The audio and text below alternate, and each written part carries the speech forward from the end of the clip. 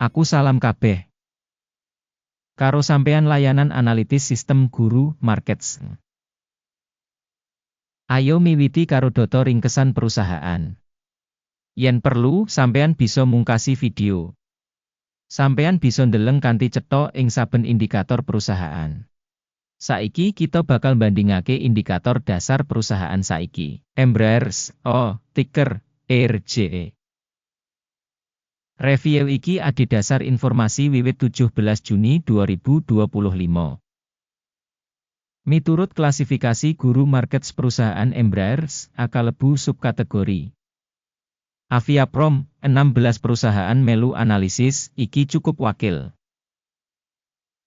Kita bakal weruh pancasan final ing mburi video iki. Asil saka kanggo perusahaan punika, 6,5 saka 10 terms. Skor rata-rata kanggo subkategori punika 1 titik. Yen sampean katon banget wiyar, ing kabeh kita pasar saham minangka kabeh. Kita bisa ndeleng sing skor rata-rata kanggo pasar minangka kab 1,8 terms. Marang skor 6,5 kanggo Embraer, Bandingake gerakan rega saham perusahaan Embraer, adher lan perusahaan subkategori. Kita bisa ndeleng sing liwat 12 sasi enggo bareng perusahaan Embraer, adher nuduhake owah-owahan 72,5%. 37,7% nglawan owah-owahan rega ing subkategori.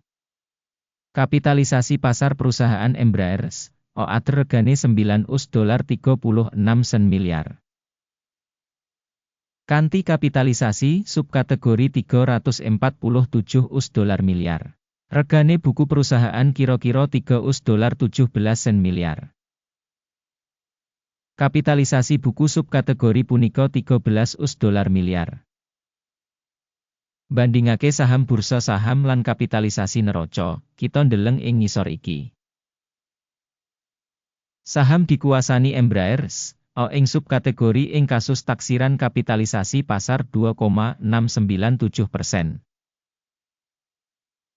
Kapitalisasi buku punika 24,64%. Taksiran saham perusahaan saka pasar lan kapitalisasi neraca ing subkategori apik 1 titik. Ayahan finansial organisasi ing analisis gunggungipun $2.157 miliar.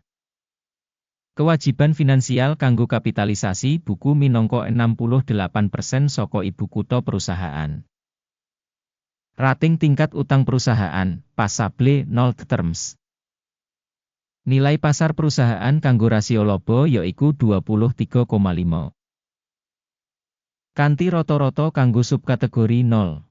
Rasio rega kanggo penghasilan perusahaan dibandingake karo perusahaan ing subkategori apik banget 2 poin. Media WI kanggo pungkasan 12 sasi ana $398 mayuta-yuta. Bati digambaraken kanggo sabanjur 12 sasi samestine $512 mayuta-yuta. Taksiran pratandha media WI samestine ing comparison karo perusahaan ing subkategori apik 0,5 terms. Rasio regane kanggo revenue perusahaan yaiku 1,4.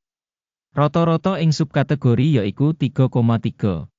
Evaluasi nilai pasar saham perusahaan kanggo rasio revenue dibandingake karo indikator ing subkategori apik 1 poin. Revenue kanggo pungkasan 12 sasi ana $6.650 mayuta-yuta. Revenue nerusake kanggo 12 sasi sabanjur samestine kanggo $8.130. Taksiran indikator revenue mangsa sing digambarake dibandingake karo indikator ing subkategori apik 0,5 poin. Wates sales punika 6%, karo rata-rata ing subkategori minus 10,4%. Assessment margin sales dibandingake karo indikator subkategori apik 0,5 poin. Pangsa perusahaan miturut nomor karyawan ing subkategori punika 7,683%. Sing 185% luwih saka pangsa kapitalisasi pasar.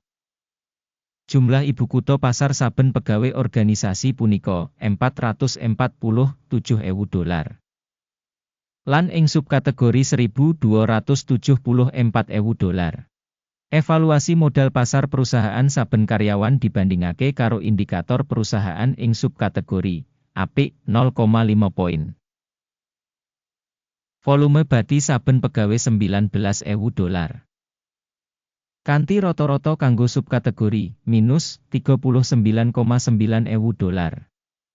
Evaluasi bati saben karyawan perusahaan dibandingake karo indikator perusahaan ing subkategori apik 0,5 poin.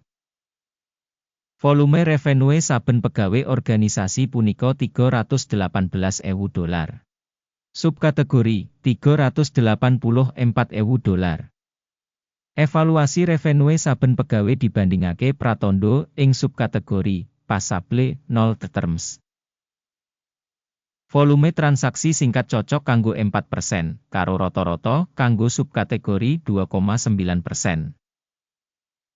Indikator teknis resi 14 nuduhake tingkat 62% kanggo perusahaan Embraers. Kanggo subkategori, tingkat resi 14 kira-kira 53%. Rega saham perusahaan saiki udakara $51.03. Target rega konsensus kanggo enggo bareng perusahaan iku watara $56.99. Ayo menyang meja pesenan, sing kasedya kanggo sampeyan, link ing komentar pinet.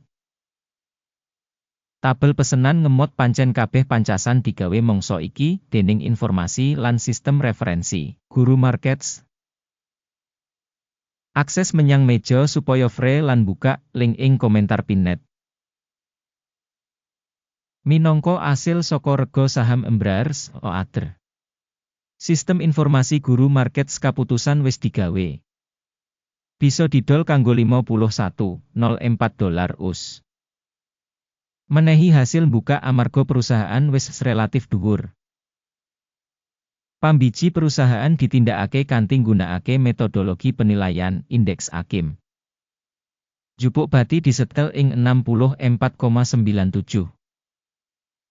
Mandeg mundut disetel ing 37,11. Yen pesenan ora ditutup kanthi jupuk bati utawa mandeg mundut, banjur pesenan ditutup kanthi otomatis adhedhasar asil dagang tanggal 17 Juli 2025. Utawa ing dina dagang pungkasan sadurunge tanggal sing ditemtokake. Ticker AVX bakal dadi transaksi neraca kanggo didol. Video ing urutan wawas bakal utawa wis diterbitake ing saluran iki. Ing kasus nutup samubarang pesenan, utama utawa wawas, urutan kapindho tetep ing rega nyata. Matur nuwun banget kanggo para rawuh sing wis nonton nganti pungkasan lan nggunakake sistem informasi Guru Markets.